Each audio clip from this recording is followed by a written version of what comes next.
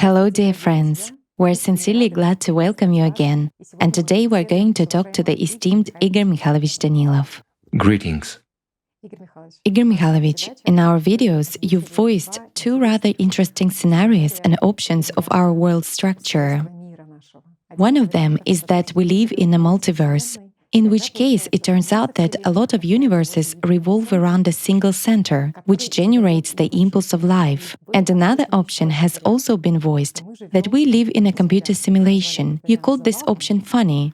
This option implies that there is nothing, there is neither universe nor this earth, and everyone lives in their own simulation of some kind, in sort of their own world. Do you know what I would say here? What makes you think that everyone lives? Is there anyone else besides you, my friend? Maybe it's all a simulation, and you're all alone in this world.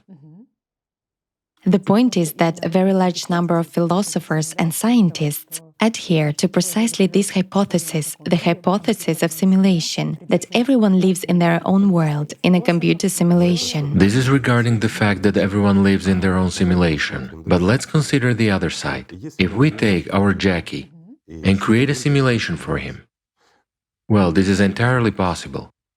A simple question. Will he be alone in this simulation? He will.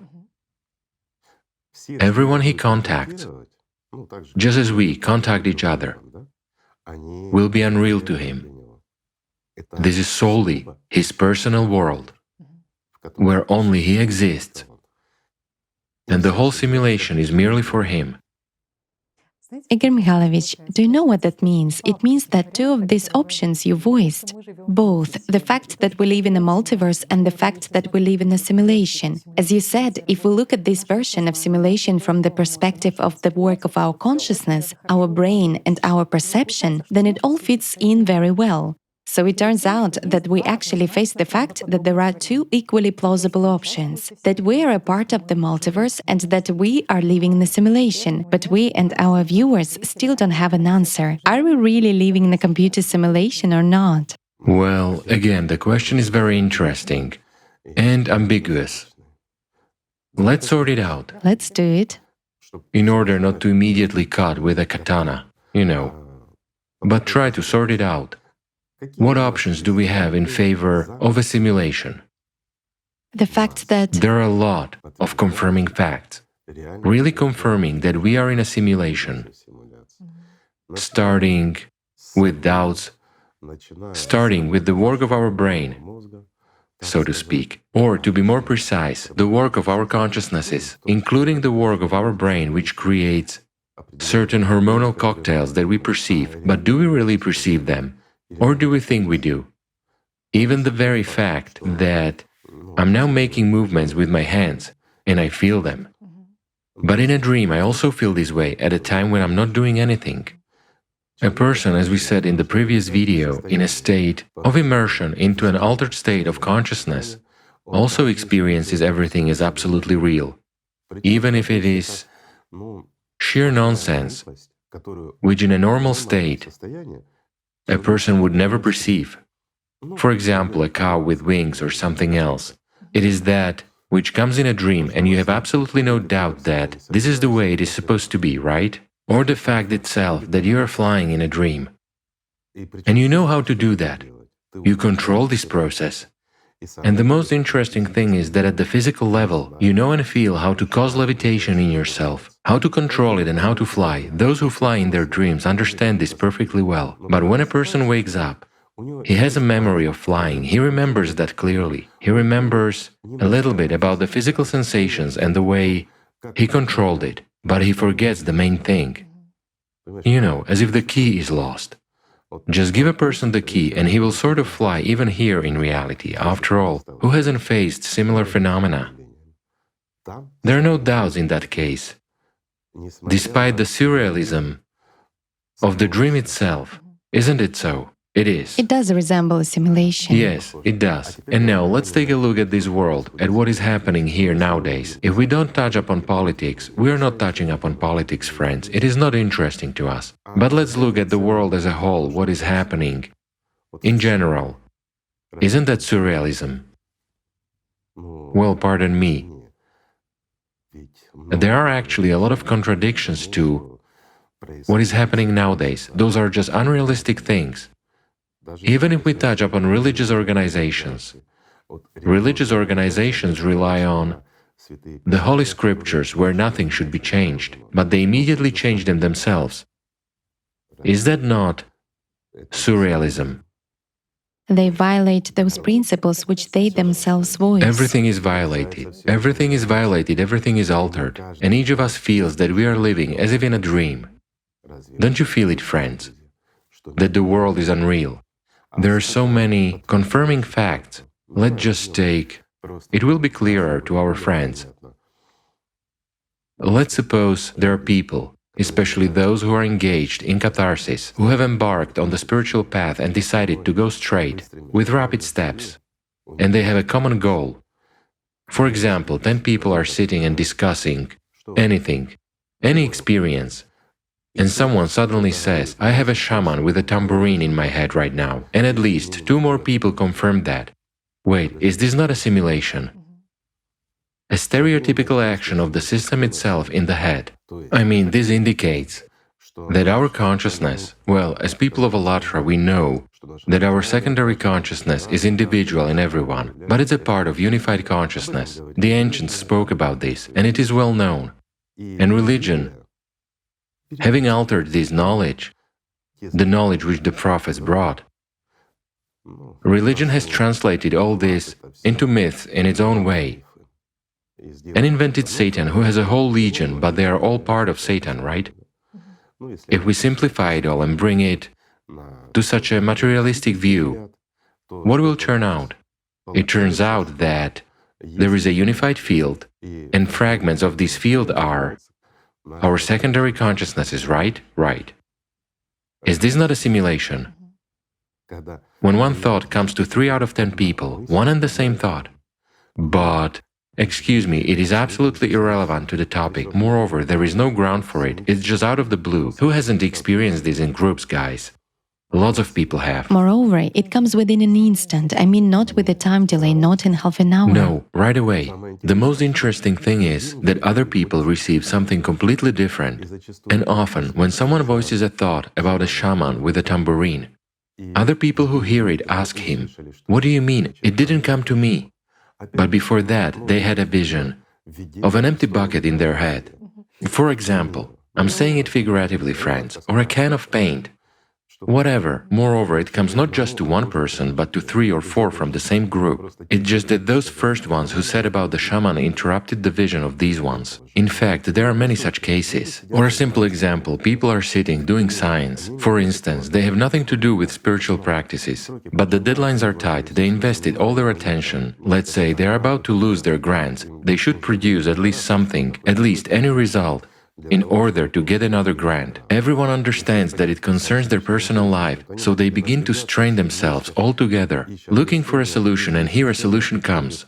Whether it is right or wrong, it doesn't matter, but it simultaneously comes to several participants of this process. How can you explain this? Okay, how can you explain the Mandela effect? How can you explain the fact, when you know for sure, here's a road that you often walk along. You saw a building, a store, a tree, or something else, but then you go there and it is gone. You ask other people about it and they say, it wasn't here at all, but you clearly remember that it was there. They tell you, no, it wasn't here, neither that building nor that tree, whatever. You go there next time and it is there. You do remember that it wasn't there and people are persuading you that it wasn't there. You tell the same people, remember you told me. They say, no way, it has always been there and we didn't talk to you at all. This is scary. What is this? Is it a split personality, schizophrenia? A parallel reality. Or a parallel reality? What kind of a glitch is it? Anyway, this is an indication, as well as many other things. Indeed, indications of this very simulation in which we exist are numerous. And a mass of people noticed that. But again, how does it work? You invest some attention there, and it is implemented. Who hasn't encountered this, for example? That very visualization, yes, it is trendy nowadays. Again, how does this trendy visualization work, as you say? Yes, exactly. Other laws work here. A simple example. I want a Rolls-Royce, for instance. Okay, not a Rolls-Royce. There is clearly no way I can get it. Let's simplify. I like dumplings. So I sit in meditation and focus all my attention on a bowl of dumplings, so hot and delicious ones, with fried onions, just a delight. So I'm sitting, salivating, and visualizing them. When I open my eyes, there are no dumplings. It's a pity, I understand you. Is it actually a simulation, excuse me? In a normal simulation, I'm saying this not to you, friends, but to the architect of this world, dumplings should appear. Immediately. I understand that the Rolls-Royce is not needed, but as for dumplings, that's a must, right? Kind of a magic tablecloth, right? I'm just kidding. Yes, but the funniest thing happens afterwards. You, or me for example, after all, it's me who likes dumplings, not you. I like them too. Okay, we like them together. Fine, you and I visualized dumplings and didn't get them, right? Before that, we hadn't seen dumplings at all for several months, or as in our case, we hadn't seen them for a long time. And later on, we happened to visit someone and they treated us with dumplings. Could there be such a thing? It could. At the time when we forgot, and literally in 2 or 3 days or in a week, it doesn't matter. Or we went to a cafe, bought dumplings because we liked them. We sat and ate them, and then it dawned on us that we had recently visualized them. In other words, we spend our lives for the sake of some dumplings, you see. Yet that's what they actually teach. So a group of people is involved. But that's a different subject. We are talking about simulation now, and not about a careful attitude to one's own life and to the power of will, right? I mean, there are many such facts which show that we really exist in a simulation. A group simulation at that, right? And group simulations, of course. In fact, this is sort of, if we started talking with you about the fact that if we take Jackie, then there is only him, and no one else exists.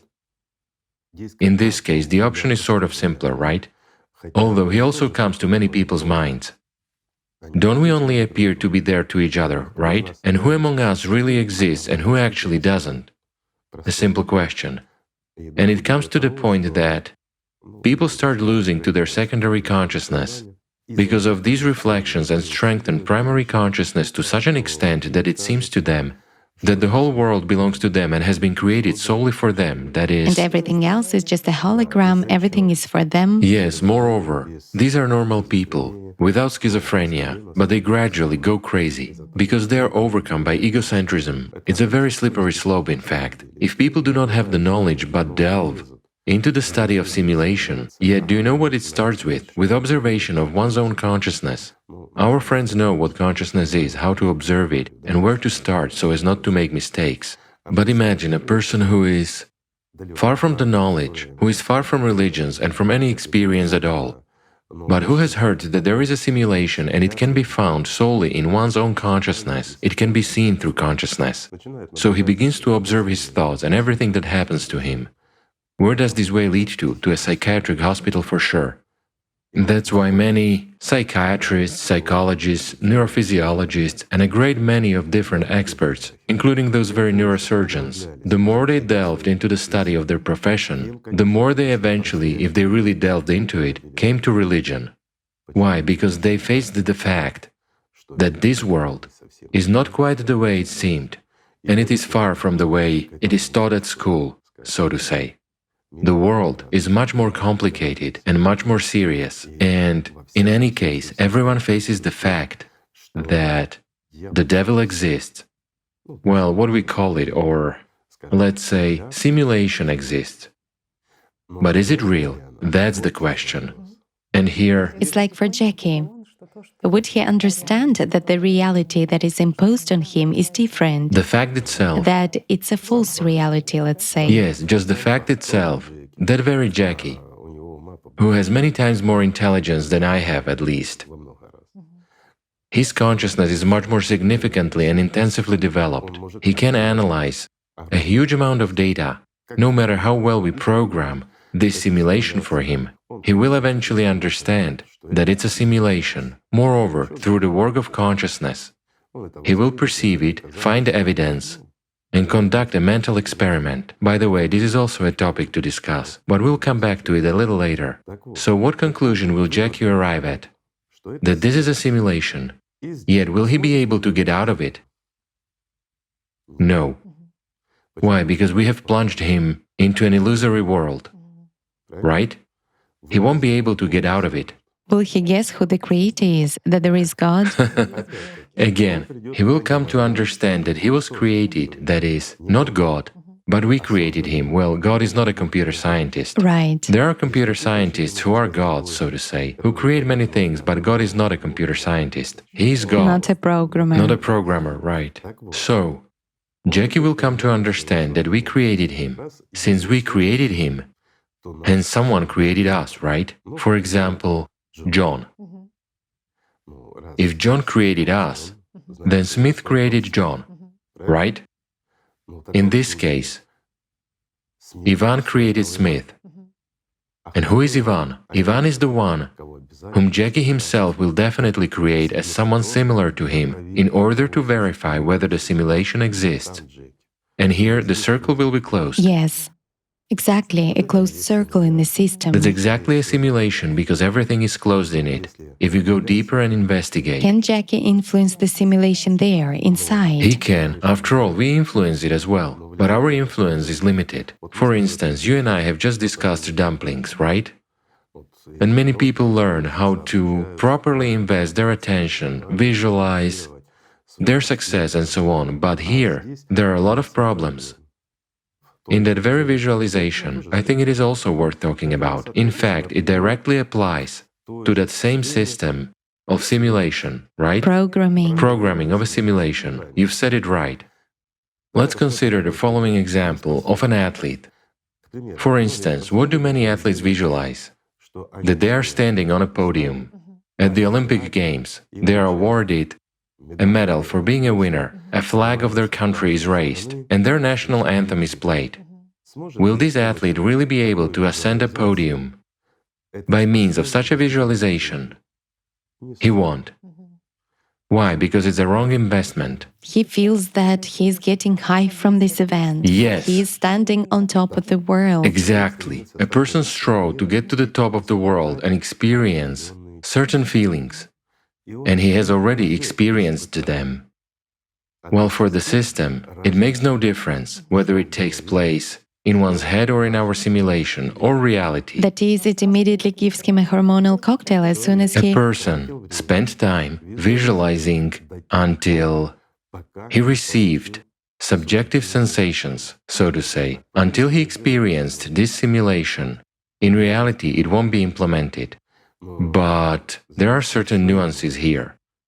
Again, we will tell you why it won't be implemented. And this is indeed so, because a person had pleasure. He experienced it physically, so he won't get it. For example, as I said about dumplings in the beginning, I wanted a Rolls-Royce, or any of our friends came to want a new car. The rules of visualization say that you should feel that you are in the car. You should touch the steering wheel, that leather. You should feel it and rejoice that you are in the car. You should see how people look at you and envy you while you are driving the luxury car of your dream. You'll never drive it. A simple example. Why? Because a simulation or programming of a simulation doesn't work this way. Now let's go back to our athlete. If that athlete visualized, for instance, we take an athlete who engages in pole vaulting over a bar.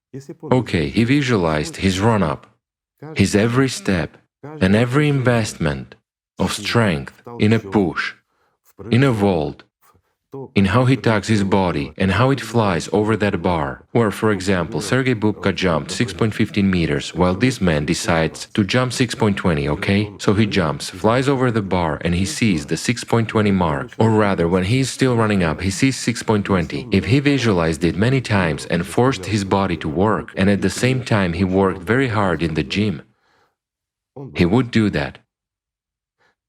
Whereas if he visualizes that he is standing on a podium, he will never get anything.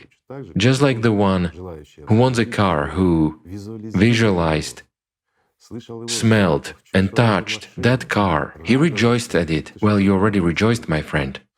You already paid. with your life for the illusion you experienced. Your body created chemical reactions for you. You rejoiced. And that's all. An emotion is given earlier and faster, right? Not work. Not work, not action, but emotion. But an emotion of receiving. This emotion indicates a final result, that is the finiteness of the project itself. You paid, so what did you want? Emotions. You got them, didn't you? You did. This is a hint for those who do not serve God, so to say. Why? It's a real practice of how you can program this very simulation. But the price is high. Yes, but the price is high, and the price is your life, friends. The most interesting thing is that, in fact, the pleasure which people dream about is not really attained when they achieve a certain result in three-dimensionality. I mean, a great many people implement something, they do something, they act, but face the fact that they eventually experience a sense of hopelessness of some kind. Do you know what the point is? I've just told you how to cheat a sharper. If you really want to achieve something and even invest visualization in that, well, this doesn't apply to our friends, the people of Allatra. Let's be honest. This applies to banal fans of visualization, so if they already spend their lives on an illusion, let them at least spend it wisely. With an outcome. And with an outcome, yes. There is a certain pattern here. Why? Because it is really sort of a simulation. It's a contract with the devil. You give him your life, and he gives you the trinkets you want. So, like that athlete who practices, does everything as appropriate, invests 100% of effort in training, plus performs visualization, that's when it does work. Then in exchange for his work and investment, it is precisely visualization that will control his body when it is physically ready for that, you see? Kind of ideomotor training works. Absolutely right. A person wants a car. That is, he saw a car. What does he want? He wants to buy this car for himself. He can see its technical characteristics, and he wants to own that car. But if, excuse me, he feels his ass on the seat of that luxury car and takes pleasure in his visualization, it will not work. He has to work himself, try to accumulate funds on his own, come up with various ways of earning money, look for an additional job, in order to buy a car of this particular brand with such and such characteristics and so on, but not to put himself into that car. Until he buys it, then the system will give it. You see, if you received an emotion as the end result, you have already received it. Therefore, this is how this world is arranged. But this also confirms that a simulation really exists, since by investing our vril, so to say, we can change a situation. For example, an athlete, the same good athlete, we have returned to him. He may even be talented, but he had no chance to jump 6.2 meters. He doesn't have such an anthropometry as Bubka has, or something else, but with his hard work and vril, he buys a victory for himself. Then he will inevitably be on the podium, and to the national anthem, under the flag of his country, he will receive a medal for being a winner. You see? Igor Mikhailovich, so far everything is smooth. We're talking about confirmations that there is a simulation, but a question arises, why have you called this option somewhat funny? Well, because it doesn't fit into reality. Wow. Do you know why? Why? I'll put it simply, will Jackie, with his simulation, be able to enter this world?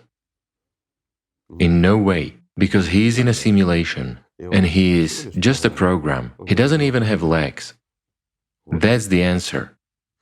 Whereas we humans are able to gain life and come out of this simulation. So this is no longer a simulation. I hope you understand the difference, friends.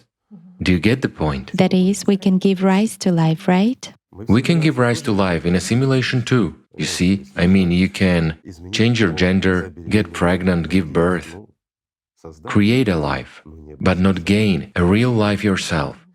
And we have personalities that completely destroy the whole simulation. That is, we as people do not fit Absolutely. into this simulation. But as long as we do not realize that we are personalities, yet we continue to exist as primary or secondary consciousness, then the simulation works 100%. As Jackie, right? As Jackie. Enclosed Yes. in a certain simulation. So if we proceed from the theory of whether there is a simulation or not, and what it is, and what our world is in general, then I would put it this way. It's a combined world. It is really combined. Is there a simulation?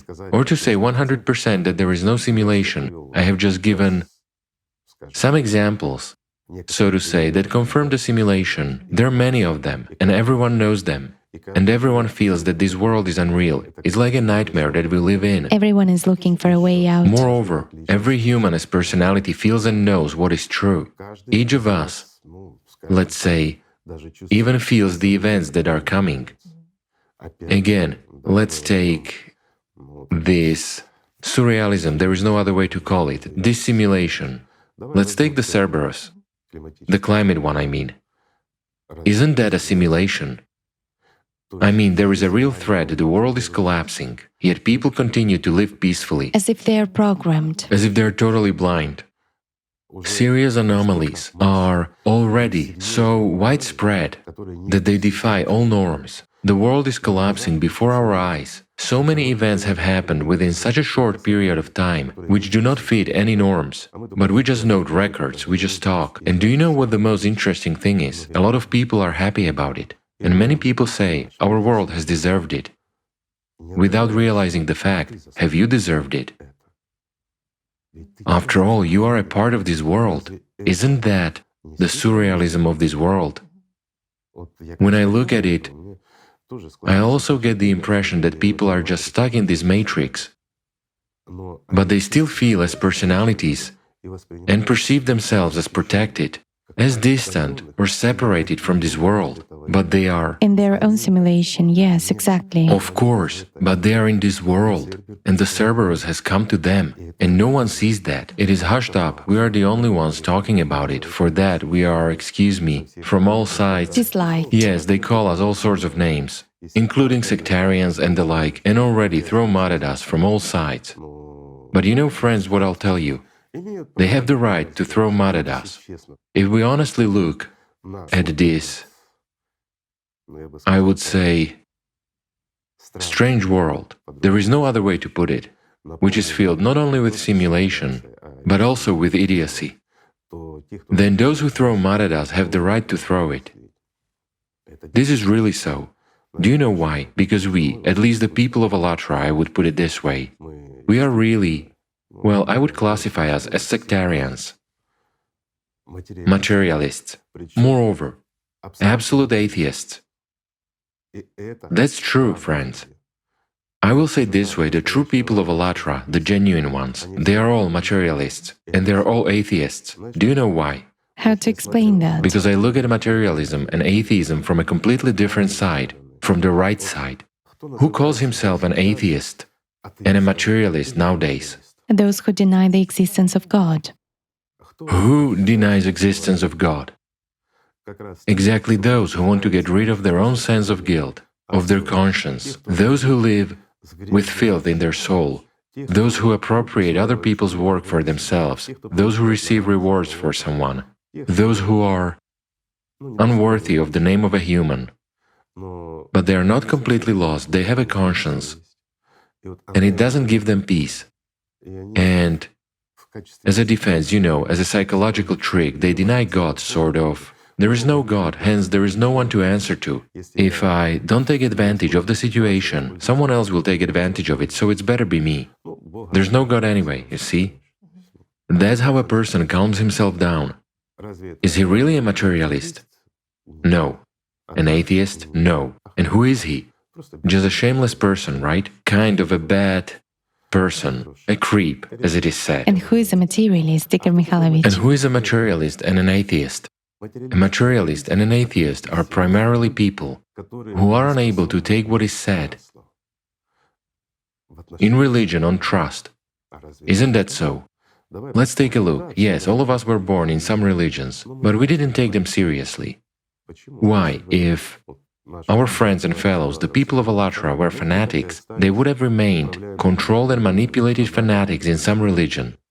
Just in vain, but as a rule, they are very intelligent people. Yes, the people of Alatra, I'm talking about you. I really consider you to be among the most intelligent people in this world. Why? Because one needs to have a great deal of intelligence, aspiration, and desire to explore this world, to analyze, to weigh, not just to listen to some man, regardless of what religion he is in, who, let's say, takes the Holy Scriptures and claims that nothing should be changed there, and then immediately adopts laws and regulations which directly contradict what is written. Does this mean he is higher than God or what? How can I now believe in that piece of paper? A simple question, right? If that man himself has renounced the Scripture, hence he is superior to God. But if he is superior to God, then let him. That's how people become atheists and materialists, right? Who lives in his own universe, yes. So how can I believe someone who is a liar himself, who tells me fairy tales? After all, I'm already an adult, but he tells me children's fairy tales.